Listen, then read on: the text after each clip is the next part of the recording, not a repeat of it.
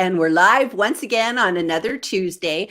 And I have a special local friend in the house today, coming to you from Las Vegas once but twice.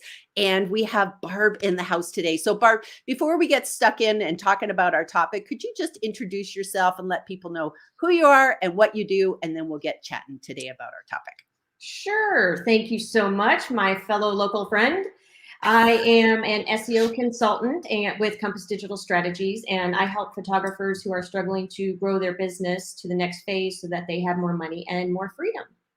Wow, what a great mission statement. I love that, because we all want more money and more freedom. It makes for a quality life. I love it. I love it. So today we are talking about using video to market your biz. That's such slang, isn't it? On and off LinkedIn. And Barb has just been doing some awesome videos, and she has entered into the world of LinkedIn Live and going out to not just LinkedIn Live, because we're talking about on and off other platforms. So I think that's really important. So I want to just kind of talk today about your personal journey, Barb. What, kind of like how you made the mindset to like, okay, I want to do this video thing. And what was the thing kind of like that everybody's got something that holds them back. For a lot of us, it's mindsets. I don't like the way I look, sound, yada, yada, yada. And other people's, it's just like, I don't even know where to begin, and different things. So basically, what was kind of that thing you needed to do before you really felt you could start getting out there with video? What was that thing for you? For me, it was just not knowing what to do or how to do it. So I struggled with, I didn't really ever have a problem with like just being in front of the camera. That's not been I guess a real huge issue. Or if I did, I let it go for so long by not doing it, it became a non-issue. But now it's kind of like, okay, I just didn't know what to do or how to do it. And the tech piece of it is what got to me, because I'm very much the type that has to like know what's going on, know how to do it with projects. It's also what causes my procrastination sometimes if I just don't know like where to start or what to do. So that was like my biggest thing. I just didn't know the tech stack. And so you ran across my path, which is really great. And you helped me through that. And now it's kind of like, okay, now that I don't have that in the way, like I know exactly how to do everything. The process is right there, the workflow, the pieces that work for me specifically, because there's so many tools out there. I also didn't know like, which one do I even use? I didn't even know. So that talking with you through that was super helpful. And then once I got that, now that's kind of a non-issue. Now it's just a matter of figuring out the content and then making a plan and then doing it on good hair days, really. I love that. That's so true. That's so true. I love that. I love that. So let's back up for a second and let's talk about the kind of videos you're even making. So, so what primarily are they? Marketing videos? Like what kind of videos are you making? Doing courses? Whatever. Yep. For me, I'm doing, well, now I started the LinkedIn Live. So I do those once a month to help my audience. I think those are super helpful. I just love the back and forth, like we're sitting here talking, and I like the ease of it now. Like I didn't think it was so stupid easy once I got the information from you. Like it was just incredible. So I'm like, okay, now I do these LinkedIn Lives once a month. So I go on LinkedIn and it automatically goes to Facebook and YouTube. And I'm like, okay, well, this couldn't get any easier than that, really. And then I use them primarily for, in my business, then it would be marketing. So a lot of my outreach is video now. I do video instead of email. And it's just a quick 30-second video that I do so people can get to know me and my face instead of just this text out of the blue or this email out of the blue. I've done it inside of LinkedIn actually with audio. I wish they would do video, but they don't allow you to do video yet inside of the messages.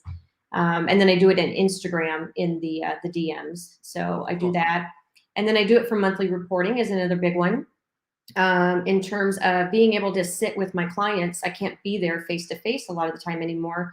Everybody's all over the world. So all of my monthly reports get a video that goes through, well, I guess if we're not doing a live monthly report, I end up sending the monthly report as a video. So they can still see my face. They can still see somebody's working on things. And then the other one that is a big one, what was it?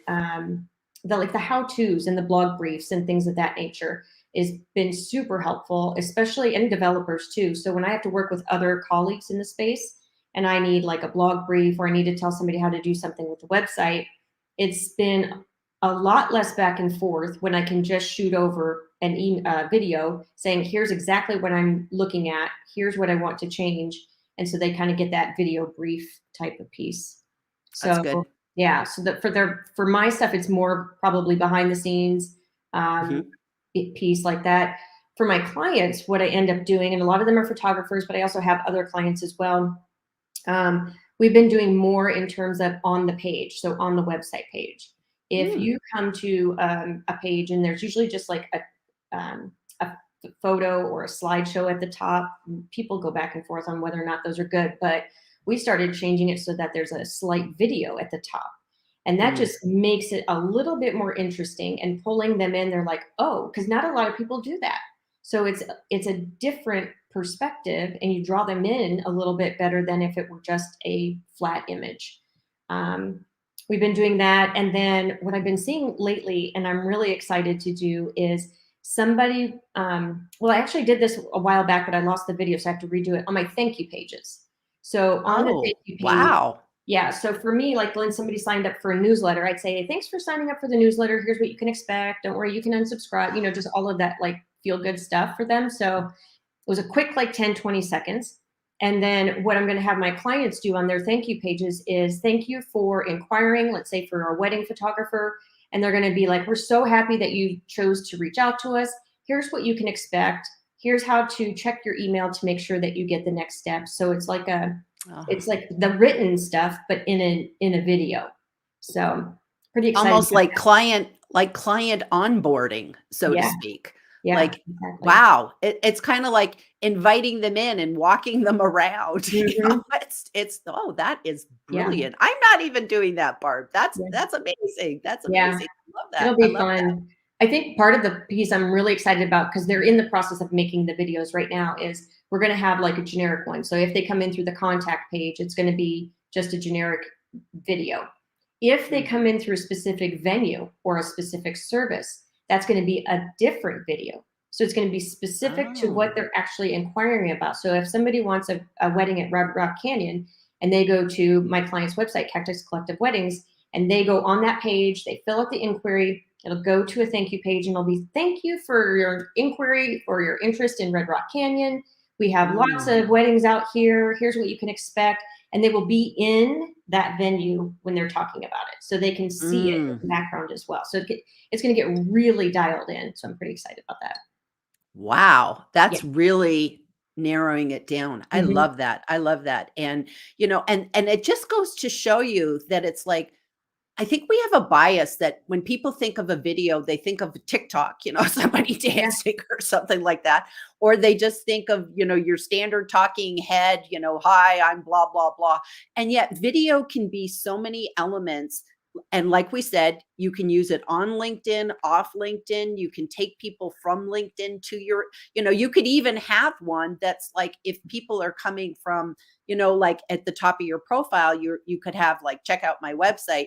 You could even have that go to a specific place and it's like, hi, fellow LinkedIn Mhm. peeps, Yeah. so that you're welcoming the LinkedIn door. So it's Hmm. almost like, kind of choose your own adventure. Which Yeah. video do you want to have? I absolutely Yeah. love that. That is absolutely brilliant. Woo-hoo-hoo. Pretty fun stuff now. Now you opened up that whole new world. Like I'm ready to just do them like all. Like let's just go. And that's what's so exciting. And then you're just like, I don't have enough hours in the day. I have to stop sleeping. Yeah. Yeah. I can't do it all. I can't do it all. So, Yeah. so one of the things that I know we talked about before, just you and me personally, we talked about how video really can help your website because it can increase your dwell time so that when Mhm. people go to your website nowadays, people, they want to consume video because we're kind of lazy. We don't really want to have to read. So I know I personally, when I go to somebody's website, if I just see, gobs and gobs of text, I'm like, bounce, I'm out of there. And I know from, coming from an SEO background that it's like, you never want people to bounce off your website. Yeah. It's like, you're trying to please the Google gods. So Mm. you want it to make them stay. And video is good for people like me that don't want to read a lot of text, but also too, it allows you to kind of explore, and you can say, no, I want to read the text, or, oh, I wonder what this is. Click here and you watch a video that is causing you to stick around a little bit longer, and whereas on LinkedIn, maybe you want to do short videos, but on your website, you can do the longer ones. So that's kind of cool. I like that. Yeah. So, talk about your clients. If your clients came to you and said, well, first of all, I love that you're a photographer. And is there a mind shift with being a photographer because you're behind the camera? So you were okay with it. But if you had to talk to your clients who were like, okay, I'm really happy being here on this side of the camera. Yeah. How do I get on that side of the camera? What would you give them as words of advice? I think the best one that resonates and that I used as well in the beginning is just to think about, you're just talking with another person. And it's almost like when you do this also like in all kinds of different scenarios. So like not only like if you're doing video to yourself or to the camera or to live or whoever, but when you're like trying to figure out your perfect ideal audience, you also sit and think about that other person. So I think about my favorite client, and I'm sitting down and having a beer with her and I'm having a chat. And that's how I picture doing the videos. Like if she were to ask me, like if I did a frequently asked question or something, I'd be like, she's asking me and I'm responding to her as if she asked me. No, that's perfect. That's perfect. And I know that even myself, whenever I go, like yesterday, I found something strange going on in LinkedIn. I quickly went on to Loom. I love using Loom. And I made somebody a quick share screen to say, hey, this is what's happening. Are you seeing this? Or is it just me? I never thought of myself being in the video, and I was able to send it. And so it's like that kind of takes some of that pain out. So Yeah. I think that's really, really good. So let's hop over to the comments and Okay. let's just see who's visiting with us today. So we got Jeff Young in the front row, who knows that we're both two Las Vegas ladies. Don't you feel we should have like those, like, those hats that get, when you're going down the strip and you got those, what are they called? The girls the showgirls. Boa. Oh yeah, showgirls. The showgirls with the big boa feathers. Yeah. We need those hats on. That would be so fun. Two Las Vegas video ladies together. It doesn't get any better. Namaste. Thank you, Jeff. That's awesome. That's awesome. Hello, Gillian and Barb. I need to become the video queen. Gillian has been kind and helpful in assisting me. That's what we do. We love to just, it's kind of a fun, this whole video party. It's a fun. And like Barb said, it increases that know, like, and trust factor. So that if you're just popping into somebody's email, you're on this thank you page, you're there, it's like people can visualize that stuff. So it's really, really good. Tina says, good evening, Gillian and Barb. She's coming in from Belgium. It's a good idea to do video on a good hair day. That's absolutely awesome. And, I know a lot of people that when they do LinkedIn lives, they make that their video day, because they're like, okay, you know what? I'm just going to block out the next hour or so after my lives, and then I can batch a couple of videos. And here's the secret about StreamYard, folks, is that you can do a record only. So you can come on StreamYard and you could record a bunch of videos after your live, and they're all sitting there in your video library, and you've got your background nice and your hair's nice, and then boom, boom, boom, knock out those videos. So that's an awesome idea. I never thought about doing it on the LinkedIn Live day. I knew about doing it like in batches, but that just added a whole another thank you for that. It's brilliant, isn't it? Yeah, that was awesome. Yeah, just block off. And I know that with me, when I do a LinkedIn live, I block out the hour before the live, just so that I come and I'm always in the right mindset. I don't really like to do coaching clients beforehand because, Okay. I don't know, you could get real frazzled. So you just Yeah. have to be in a good space, but also block out the time afterwards. And then there's, of course, all the comments too. So Yeah. there's Yeah. that I as like well. that. That's cool. Yeah. So, Tina Jarvit, you can come as your authentic self. She is her authentic self, and she is another live person. And I'm just going to give her a plug. She's doing a live next week with Jeff Young. So, woo. That's pretty good. Is your hair curl, Tina? It's a joke. And see, this is the fun. Oh, there's our man, John Asperian, who Mr. we John. both, if it wasn't for John, Barb and I would never have met. We're True. both fellow Espresso Plus members, and John actually, I'll do a quick story. John did I think he did a video showing us that he had created a map of everybody in Espresso, and Barb said, "Oh my gosh, we live in the same town. Why don't we meet?" And we did. We met for Yeah. coffee, and so that's kind of the fun thing about how John can bring people together, and just it was great. So John says, "Nice to see you both, and good to see that auto captions at least works on LinkedIn Live today. Still made for pre-recorded videos." Yeah, that's kind of a crazy thing that's going on right now. And this is an important part of video, is that doing video, we want our videos to be accessible, whether they're on LinkedIn or off LinkedIn. So it's something we always want to keep in mind, wherever we're going, YouTube, Facebook, even in an email, whatever, or our website, even, we want to have those videos be accessible if we can.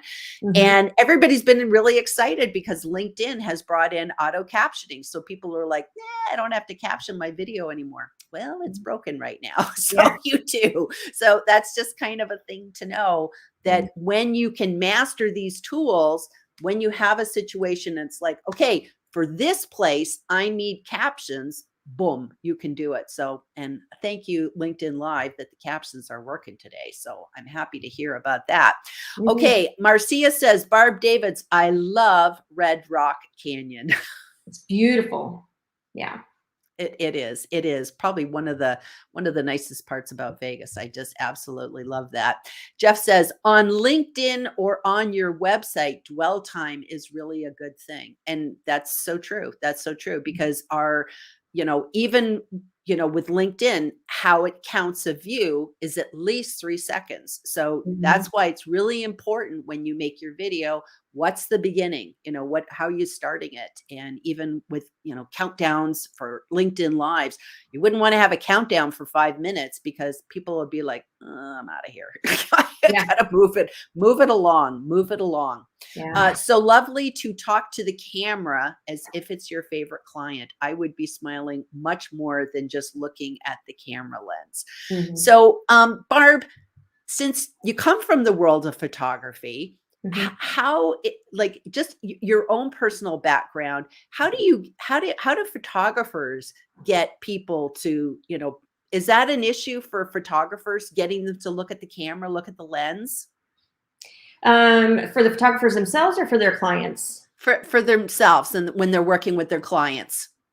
Yeah, I think, well, for photographers themselves, they definitely want to sit behind the lens. I mean, I was like that as well. It was more, I like taking the photos versus being in front of it. But I think it's just a matter of finding the conversation.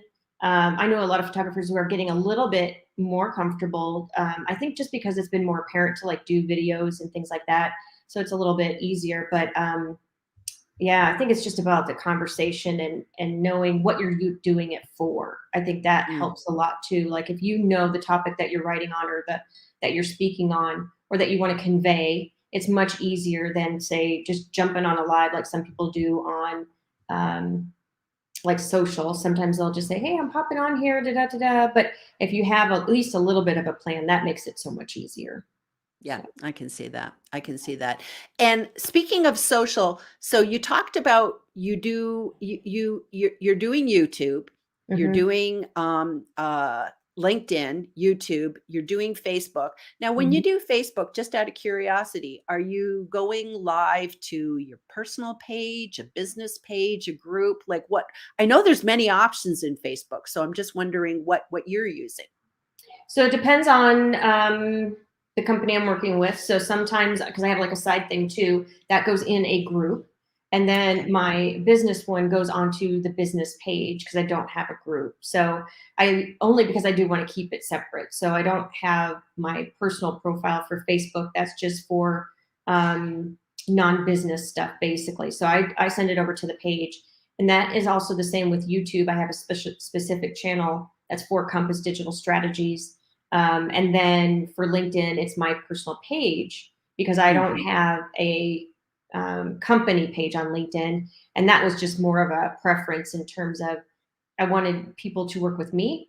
And I know that they're working with me directly versus my company, I guess. So that was just the way that I chose to do it. But I know you can do it any which way you want, really. Okay, that's good. That's good. Do you have any favorite tools that you would personally recommend, you know, with in terms of video besides StreamYard? Oh, that was the one I was going to mention. Yeah, that I keep telling everybody about. It is like the most fantastic thing ever. The StreamYard made it so much easier. And I just wanted to roll my eyes at yet another subscription, but at the same time, there was so much value in this and it made it so much easier. And that was my like biggest hang up, right? Was like how to do this or what was the tech stack. And so once I got that, it made it super easy. And then the other piece of it was Clipchamp, which you told me about. I'd never heard of it before. And, you know, you could go looking for things all the time, but it's much easier to get referrals to see what people are actually using. And Clipchamp was one of them. And Wave.video, is that what it's called? I forget. Right, just in my bookmarks, but those two have been super helpful as well in terms of everything. And even though I'm using 3 different tools, the flow that I have and the workflow is super easy. So, I mean, now that I know the step-by-step, I just follow it and then it's not so bad. So at first it would be like, oh, I've got to go into 3 different tools, but it's really not that bad at all because it's a step-by-step process. So I don't know if I could say which one is my favorite because they all serve a purpose for me. So yeah, I like all 3 of those. That's good. That's good. And I think it's really important that you brought that up about like, it's easy to kind of get lost with how do you do stuff. And we do kind of like to hone in on particular tools because there's a lot of differences. It's like when you go into Clipchamp, and Clipchamp, you're talking about the desktop version for taking like a large video and then chopping it into the smaller ones. And then you bring it into Wave and you can do the captions and the special effects and all that sort of jazz. And the thing is that all of these programs work a little bit differently. Right. So if you could be using Clipchamp and then you go to Capwing and then you go to iMovie and then you go to Adobe, it's like you'll blow your brains out. Like you can get an icon that's exactly the same icon in 2 different programs and they work totally different. They do different things. And it really can hurt your brain to try and follow along. So that's why it's really good to have those tools and to have those cheat sheets and checkoffs and all those things. Even doing a LinkedIn Live, if you go for a while and you know, say you're doing LinkedIn Lives, you said what, once a month? Yep. It would be very easy to all of a sudden you show up and you're like, oh my gosh, what do I do first? And oh, I gotta remember to do this. You got to do that. And there are so many things, not just within StreamYard, but it's like, you know, turning off your do not disturb and, you know, you don't want to have a phone call in the middle of it and, you know, keeping the dog out, you know, just all those different things. Yeah. Because last month I did, even with the checklist, I'm so bad. I didn't actually do the checklist. So I thought I knew it, right? And then I forgot the countdown timer to LinkedIn Live. I was like, oh shit. But anyways, so now this week this month when I do it, I'm totally going through it, no matter if I remember it or not. I'm following my own advice with clients too. I'm like, well, why aren't we looking at the SOPs?